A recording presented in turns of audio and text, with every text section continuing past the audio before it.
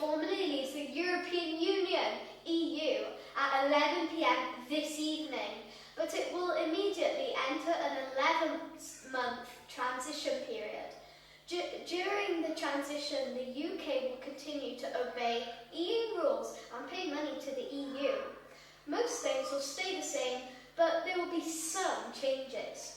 Familiar faces are among the UK's 73 MEPs who will automatically lose their seats in the European Parliament.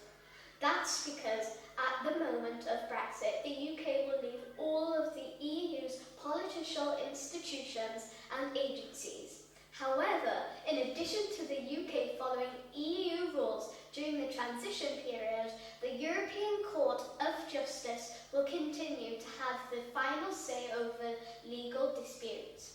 UK Prime Minister Boris Johnson will have to be specially invited if he wants to join the other leaders at the EU Council summits in the future. British ministers will also no longer attend regular EU meetings that decide things such as fishing limits. The UK will be able to start talking to countries around the world about setting new rules for buying and selling goods and services. It has not been allowed to hold formal trade negotiations with countries like the US and Australia while it remains an EU member. Brexit supporters argue that having the freedom to set its own trade policy will boost the UK's economy. If any trade deals are reached, they won't be able to start until the transition period ends. Blue passports will be making a return more than 30 years after they were replaced by the current burgundy design. The new colour will be phased in over a number of months, with all new passports issued in blue by the middle of the year. Existing burgundy passports will continue to be valid. About 3 million commemorative 50p Brexit coins bearing the date 31st January and the inscription Peace, Prosperity and Friendship with all nations will enter circulation on Friday. The coin has received a mixed reaction, with some Remain supporters saying they will refuse to accept it.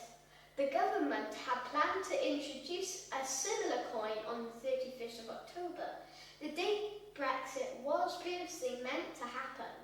The team that handled the UK-EU negotiations and no-deal preparations will disband on Brexit Day. The Department for Exiting the European Union was set up by former Prime Minister Theresa May in 2016.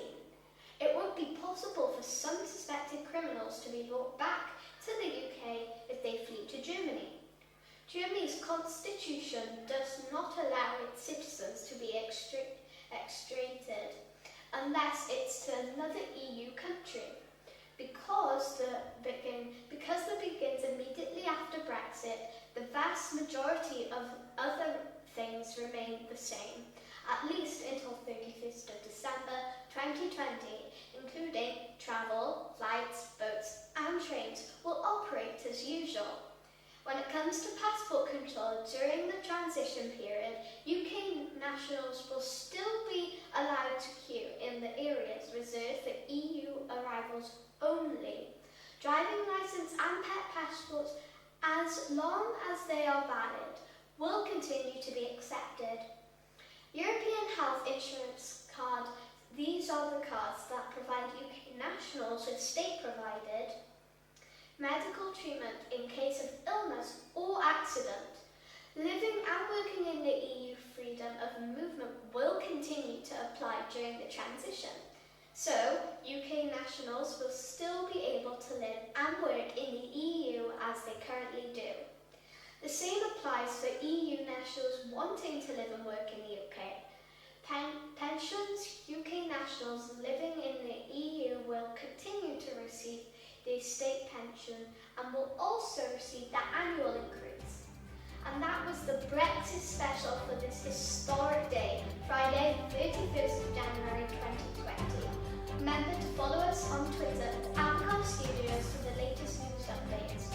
We'll be back on Monday. Have a lovely weekend.